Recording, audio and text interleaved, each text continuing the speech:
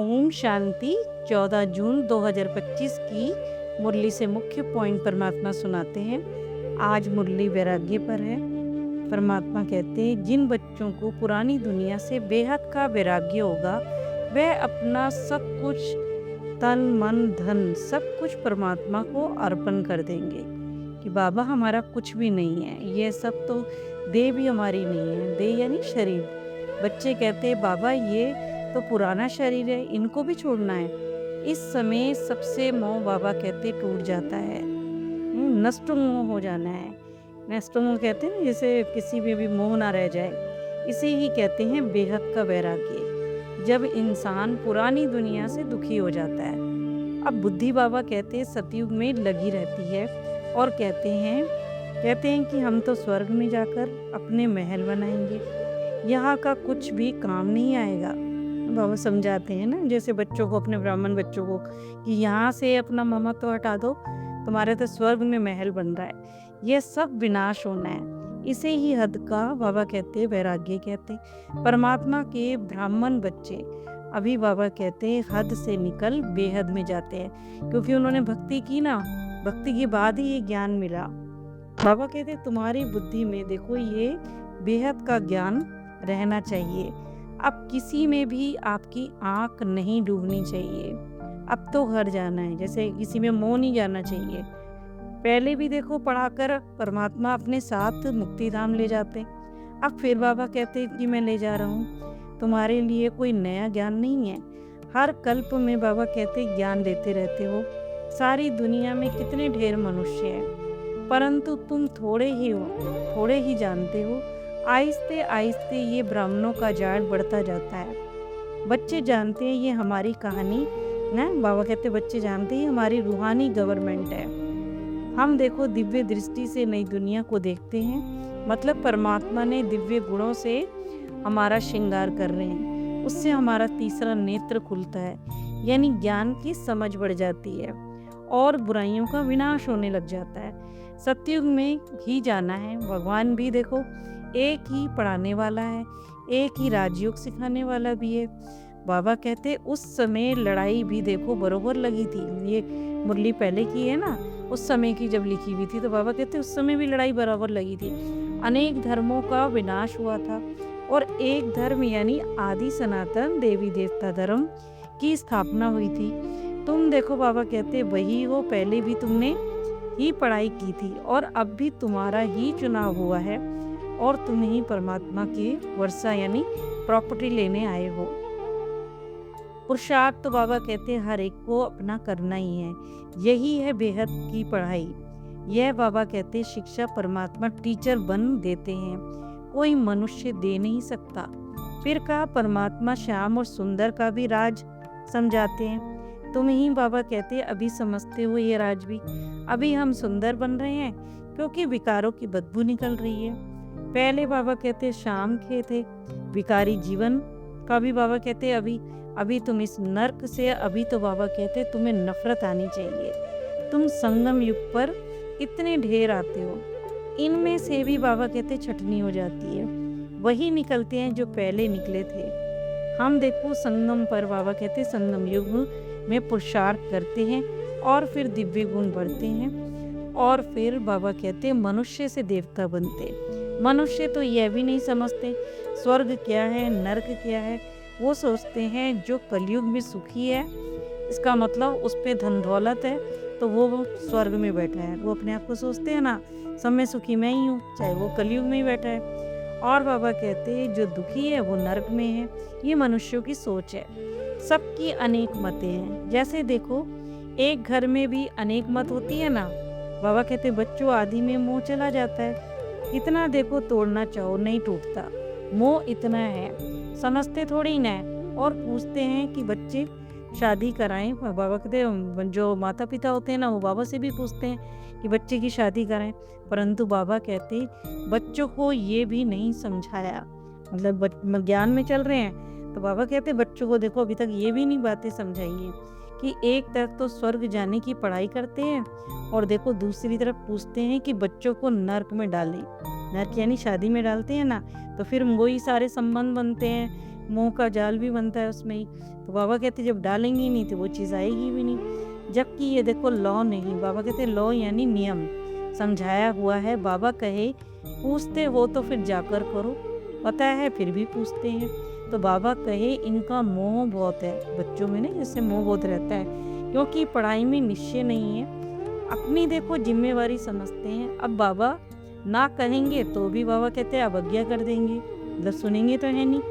बच्ची की तो बाबा कहते करनी है, नहीं तो बाबा कहते संदोष में खराब हो जाती है, ऐसे कहते हैं। बच्चों को नहीं करा सकते, परंतु बाबा कहे इसके लिए तो हिम्मत चाहिए ना।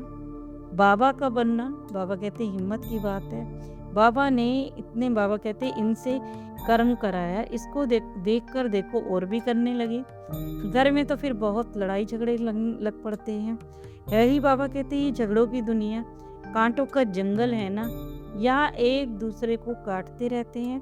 स्वर्ग को बाबा कहते फूलों का बगीचा कहते हैं, और इसे कांटों का जंगल, परमात्मा कांटों से फूल बनाते हैं। और प्रदर्शनी लगाओ तो बाबा कहते कोई होता है जो विरला ही निकलता है। जैसे इतनी बड़ी बड़ी लाखों लोग भी आएंगे ना, उनमें से 1 या 2 निकलेंगे, तो बाबा कहते कोई होता है जो विरला ही निकलता है। प्रदर्शनी में हाँ भी करते हैं, परंतु बाबा कहते एक कान से सुनेंगे, दूसरे से निकाल देंगे और कहेंगे अरे ज्ञान बहुत अच्छा है, बहुत अच्छा है।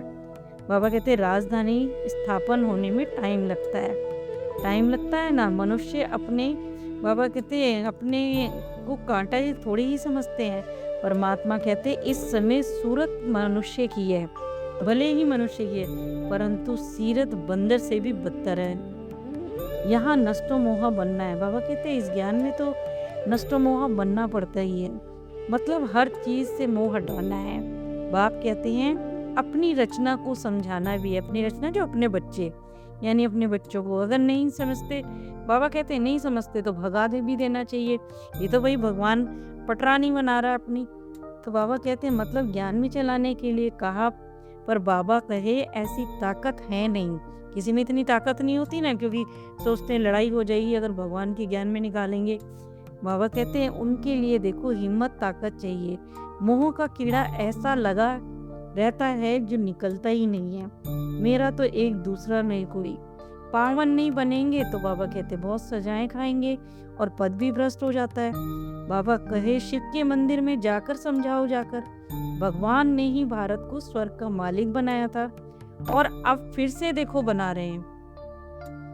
फिर कहा परमात्मा इस समय ज्ञान का तीसरा नेत्र खोल रहे हैं, बच्चों को ब्रह्मांड और सृष्टि चक्र के आदि मध्य का ज्ञान सुना रहे हैं। आदि मतलब सतयुग वगैरह है ना। बाबा कहते हैं कि गीता में भी देखो राजयोग का वर्णन तो है ना, भगवान ही नर से नारायण बनाने की कला सिखाते हैं। यह सिवाय गीता के और कोई शास्त्र में नहीं है। यह ज्ञान कोई परंपरा नहीं चलता। जैसे कहते हैं ना कि हमारे घर में तो परंपरा है, ऐसे कहते हैं ना, तो बाबा कहते हैं ये परंपरा नहीं चलता है, ये कल्प का वृक्ष है 5000 का, रिपीट होता है, ऐसे बाबा समझाते हैं। और जो भी धर्म स्थापन करने आते हैं उस समय कोई भी विनाश नहीं होता, जो सब खलास यानी खत्म हो जाए। भक्ति मार्ग में भी शास्त्र पढ़ते ही आते हैं, इनका फल शास्त्र गीता है, परंतु वह भी तो भक्ति मार्ग में ही बनाते हैं ना। क्योंकि देखो सतयुग में तो कोई शास्त्र की जरूरत ही नहीं होती, सबकी बुद्धि बलवान है, वहाँ पर किसी चीज की कमी नहीं है, प्राप्त कोई वस्तु है नहीं है। तो बाबा कहते हैं वहाँ तो जरूरत होती ही नहीं है, वहाँ पर ही वो, क्योंकि पुरानी दुनिया खत्म कभी नहीं होती है, जो फिर नई बने वह तो चलती रहती है। बाबा कहते हैं दुनिया सतयुग में बदल जाती है, मतलब यही दुनिया होती है, इसी में ही बदलेगी। गायन भी है, गीता जयंती मनाते हैं ना, वेद जयंती थोड़ी ना मनाते हैं। परमात्मा से ही वर्षा लेना यानी सतयुग की बादशाही मिलती है, ना कि बाबा कहते हैं परमात्मा ही देते हैं बादशाही, ना कि चाचा मामा काका, ये कोई वर्षा नहीं देता। बाबा कहते हैं परमात्मा तो ज्ञान सुनाते हैं, शास्त्र नहीं कहते हैं, शास्त्र को बैठ के नहीं सुनाएंगे, वो तो बाबा कहते भक्ति मार्ग की चीजें। इन सब का सार जो है ना, दोनों चीजों का सार बाबा कहते हैं वो मैं निचोड़ तुमको समझाता हूँ। शास्त्र कोई पढ़ाई नहीं है, पढ़ाई से तो पद मिलता है। फिर बाबा ने कहा इस ब्रह्मा के मुख कमल से ज्ञान सुनाते हैं, वह भगवान का लोन लिया हुआ मुख है, जिनको गौ मुख भी कहते हैं, भक्ति मार्ग में कहते हैं ना, ब्रह्मा बड़ी माता भी है, ना कि बाबा कहते हैं ना इनके मुख से ज्ञान के वर्षण यानी महावाक्य निकलते हैं, ना कि जल आदि। देखो भक्ति मार्ग में तो गौमुख से जल दिखा दिया है। अभी तुम समझते हो भक्ति मार्ग में क्या क्या दिखा दिया है, कितना दूर गौमुख आदि पर पानी पीने जाते हैं। अभी तुम मनुष्य से देवता बन रहे हो, हर बारी बाप आते ही हैं। हो माँ बाबा कहते हैं आते हैं हमें मनुष्य से देवता बनाने के लिए, पढ़ाई कराते हैं। देखते हो ना कि कैसे हमारा पिता हमें पढ़ा रहा है।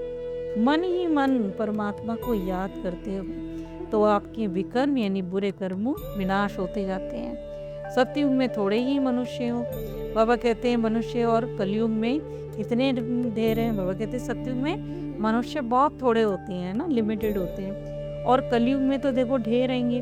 वरदान में बाबा ने कहा अभी वानप्रस्थ अवस्था में जाने का समय। वानप्रस्थ अवस्था होती है ना 60 वर्ष के बाद होती है। इसलिए कमजोरियों को, मेरेपन को खेल अब समत करो। जैसे मेरापन हर बात में करते हैं, ये हमारी वीकनेस होती है ना, तो बाबा कहते हैं अब इनको भी समाप्त करो। कहना सोचना एक करना समान।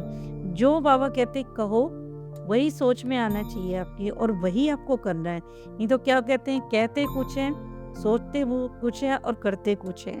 तो बाबा कहते सब परमात्मा के जैसे समान बनाओ, तब कहेंगे तुम ज्ञान का स्वरूप हो।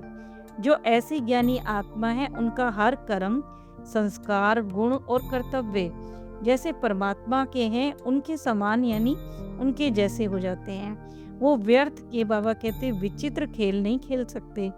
सदा परमात्मा मिलन में बिजी रहेंगे। एक परमात्मा से ही सच्चा रिश्ता रहेगा उनका, और बाबा कहते औरों को भी बाप के समान बनाते रहेंगे। स्लोगन में बाबा ने कहा सेवाओं की उमंग छोटी छोटी बीमारियों को मर्ज कर देती है। देखो बाबा कहना चाहते हैं जैसे हमारे में सेवा का उमंग रहता है ना, तो छोटी थोड़ी बीमारी कोई आती है ना तो पता ही नहीं चलती है। अच्छा, ओम शांति।